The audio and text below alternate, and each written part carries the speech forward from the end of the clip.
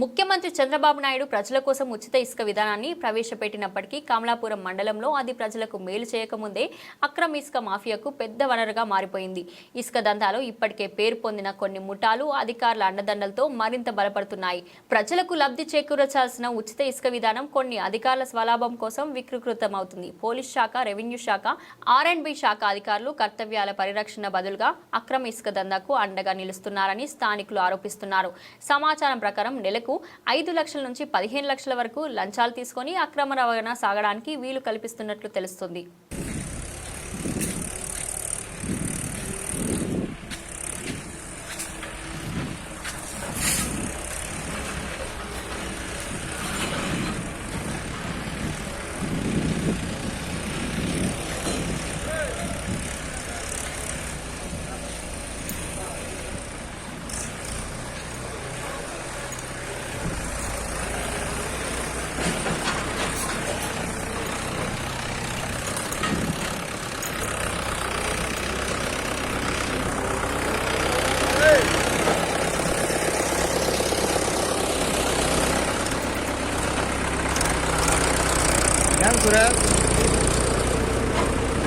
ఎటు వచ్చినాయి నీ బండికి ఇప్పుడు 6,000 లెక్కేయాలా 7,000 లెక్కేయాలంటివా?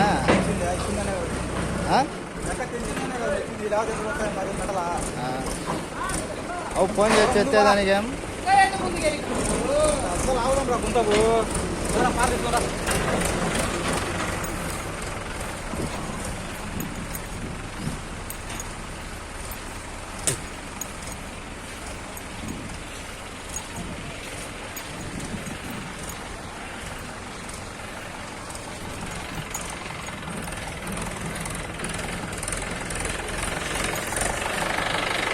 ఏమ్మా చెప్పాలా?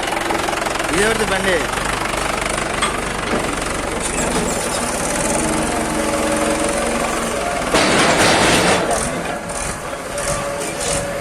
ఏం నా సుధాకరణ ఏమన్నారండి? వాళ్ళందరూ